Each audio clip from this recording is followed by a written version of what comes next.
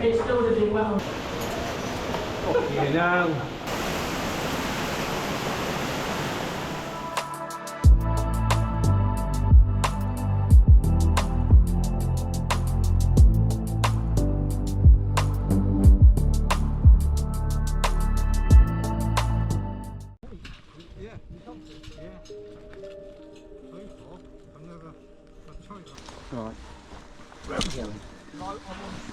Simpson's Pot to Valley entrance is considered a classic through trip in the Yorkshire Dales, utilising the method of pull-through rope techniques. The cave acts as a tributary into the West Kingsdale Master Cave system, with the water from Simpson's Pot feeding into Swinsto Hole, Rowten Pot, Pot and Yordas Cave, before joining the conduit that resurges at Keld Head. The Kingsdale Master Cave system spans over 17 miles of mapped passages and is the longest underwater network in Britain. It lies within close proximity to the Three Counties system, which is the longest cave system in the UK, and if a connection were ever to be made between the two, then the combined system would be the first of its kind in the UK to exceed 100 kilometres in length. The entrance was first noted by the speleologist Eli Simpson in around 1910, and the entrance was subsequently named after him. From the Simpsons Pot entrance, the cave leads into a series of slightly awkward crawls, most of which are hands and knees. After around 75 metres, it becomes walkable passage and gradually enlarges to reach some free climbable cascades. Before we could reach the relieving walking chambers, however, one of our party decided to get himself wedged and required some assistance.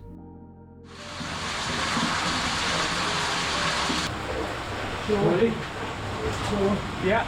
I've got to go for the crack, mate. Now he's out. Oh, you're a heavy boy. Fat fucker. You going now? People unfamiliar to caving may have the opinion that it's a strange, pointless pursuit carried out by lonesome individuals seeking some sort of purpose. They may be partially right, but one thing's for sure, caving is a team sport. The correct way on is in fact above the streamway, and once Tyrone was safely removed and had a chance to breathe again, we pushed on, unaware that this wouldn't be the only time we would get stuck on this trip.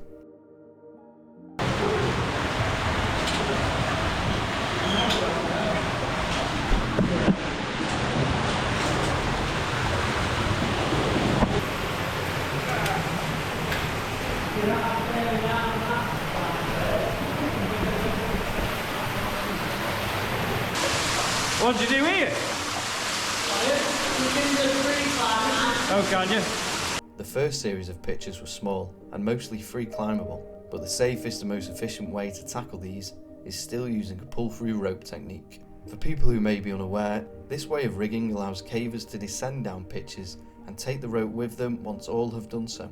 It's a common method used when entering caves which have an exit at the end, allowing an efficient trip in and out. A warning for this particular trip: the exit out of valley entrance must be rigged before entering Simpson's Pot. There is sometimes a rope left in situ, but if a party were to undertake the trip without checking first, they could find themselves a mere 10 minutes from the exit with no way of climbing up and no way of heading back the way they came.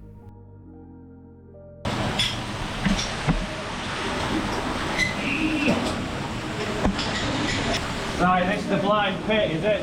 Yeah.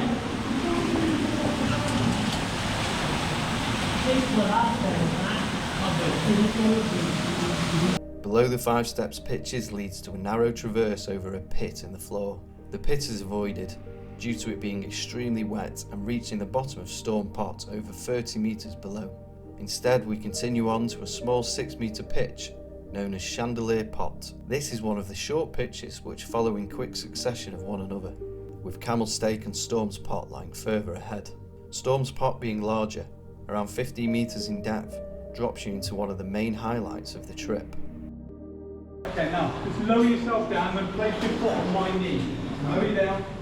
The knee. Okay. Okay. I'll sit on the... Then put your foot on your knee. What happens when the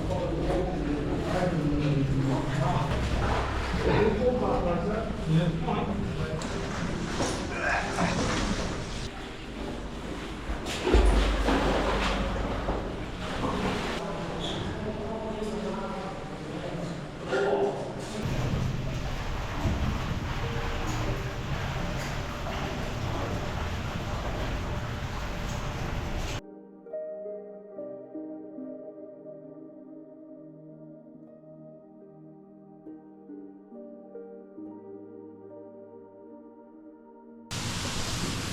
You alright with that, Neil? What's that? Doing a pull through. Yeah.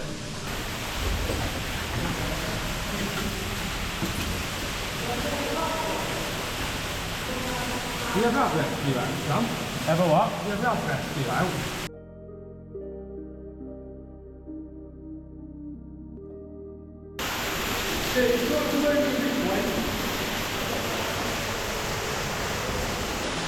You alright under that?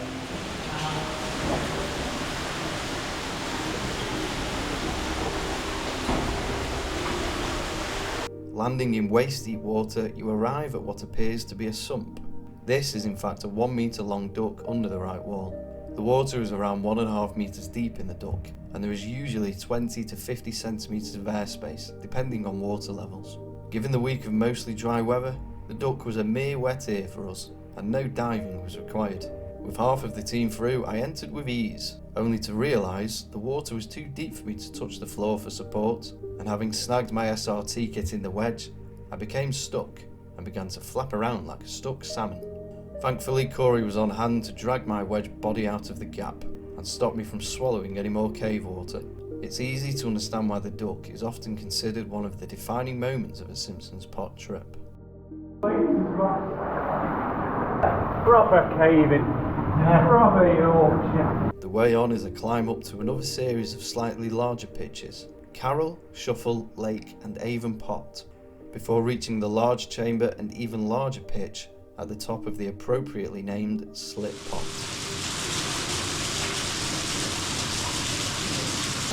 Hey?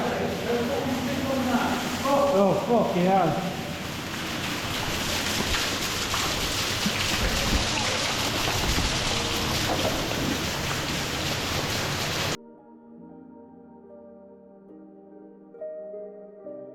Before we could reach our next pitch at Shuffle Pot, however, Tyron decided he wanted to get stuck again, this time shuffling his way into a more precarious position than last time.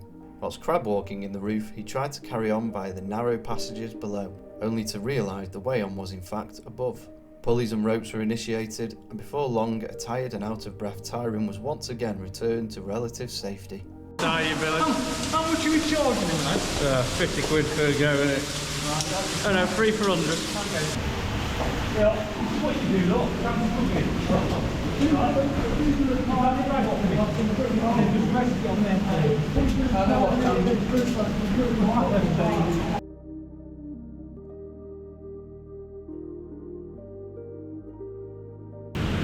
You recovered, Tyron?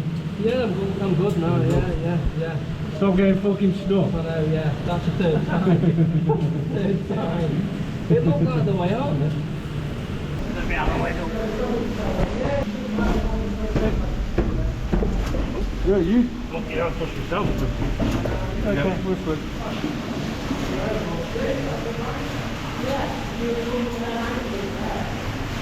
Yeah.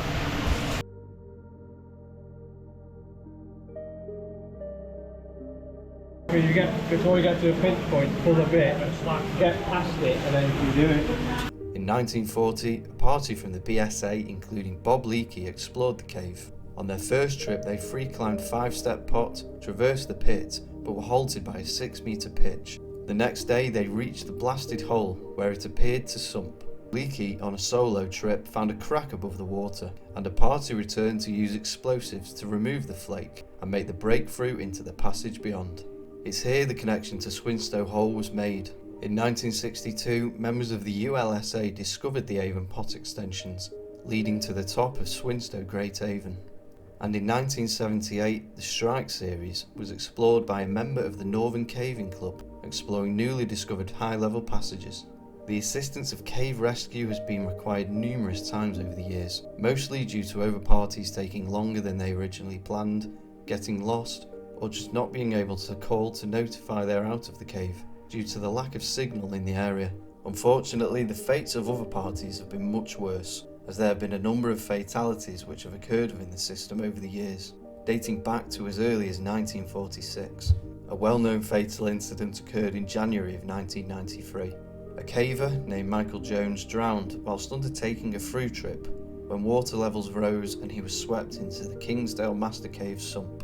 This is only one of several unfortunate deaths to have occurred within the cave since its discovery, highlighting the real-life dangers that caving presents.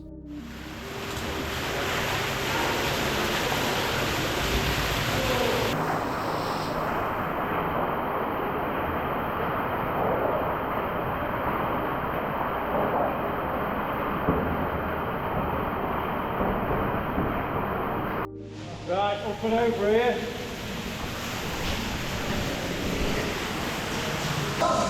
If you get stuck, you can't take the piss out of Tyrone ever again. Is he giving up? Yeah. Oh, right, okay.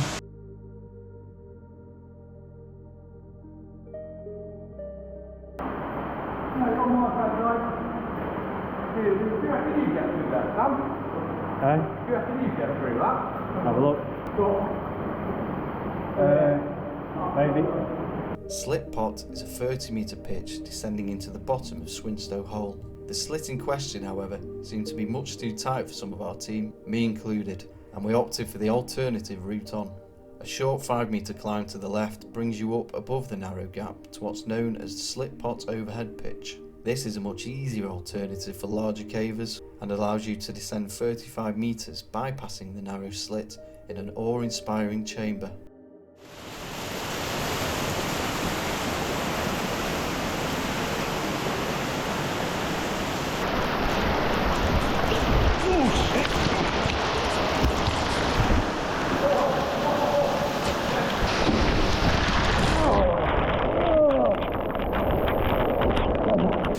Bit bouncy at the end.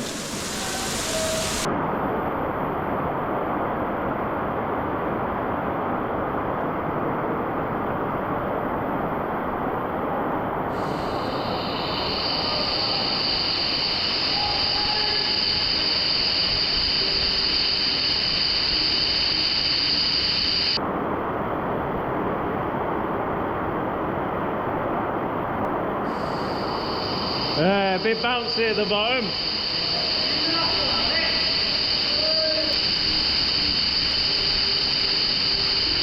Bit wet as well. A short distance from the bottom of Slit Pot is a junction with the Swinsto Hole stream. Upstream leads to the bottom of the penultimate pitch of Swinsto Hole, but we would be following the river downstream of the junction to the final short pitch of Swinsto Hole, dropping into the bottom of the Swinsto Great Avon chamber.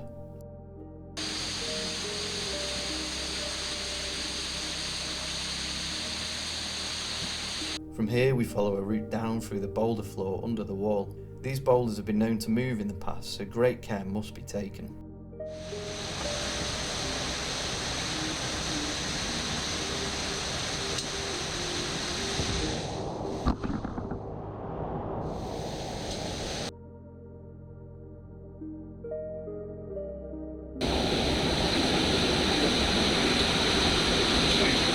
At the bottom of these boulders we enter a low canal, crawling in water 10 to 40 centimetres deep, which eventually leads us into the Kingsdale Master Cave system. Oh, I can stand up!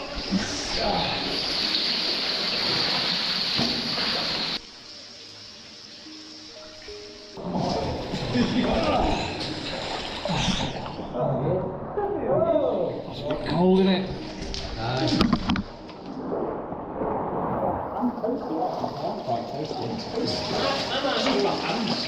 Let's go. Move, move, move. Come on, soldier. Come on.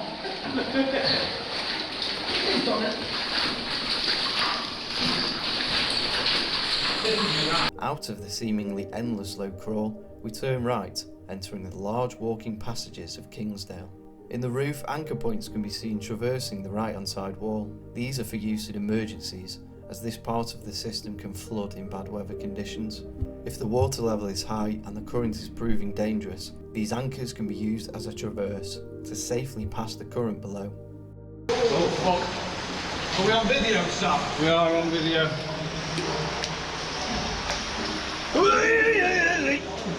Go lads. Go lads. No,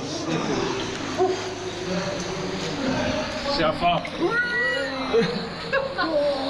Oh, it's gone in the suit. Hey up. Fuck you. What are you doing? What's thinking? Did you just fall in? Thankfully our rope was still there from the morning, and we climbed up the last pitch heading towards valley entrance.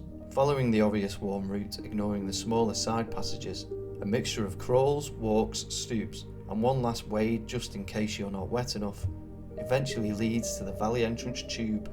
After spending the day underground, the warm sun still shining down was a welcome sight. A great day's caving was had with the Derbyshire team, and we can fully appreciate why the Simpsons Pot to valley entrance is a popular and regular trip, undertaken from cavers far and wide.